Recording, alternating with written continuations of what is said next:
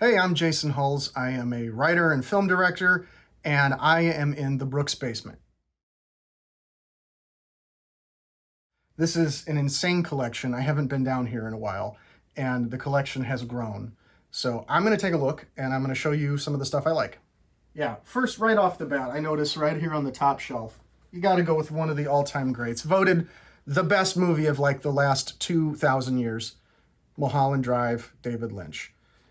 This is one of the movies that I would say influences me a lot.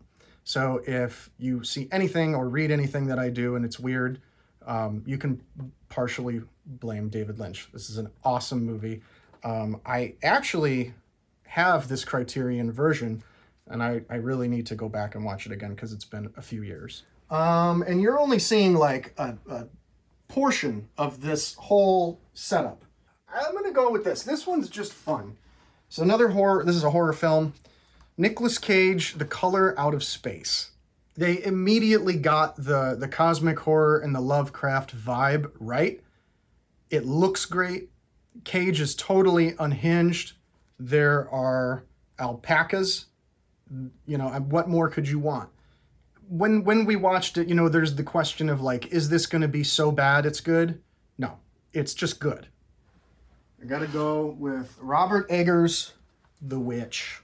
One thing that I enjoy about this movie is the sense of isolation. I would say that it does that it instills in the viewer a sense of isolation almost better than any movie I've ever seen. They're out on their farm by themselves, and I just really love that. The tension is palpable.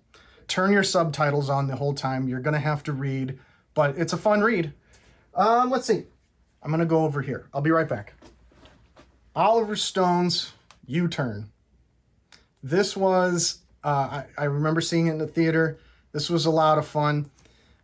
It's very stylish in that, you know, sort of Oliver Stone style. Sean Penn is, you know, he's got like 2 fingers chopped off and he's frantic driving through the desert. Interesting, quirky side characters. Joaquin Phoenix, Claire Danes, Billy Bob Thornton, covered in grease from head to toe, which was the first thing I'd ever seen him in. So it's weird to see him cleaned off in other roles after that. But really well constructed, really fun crime film. So really enjoyed U-Turn.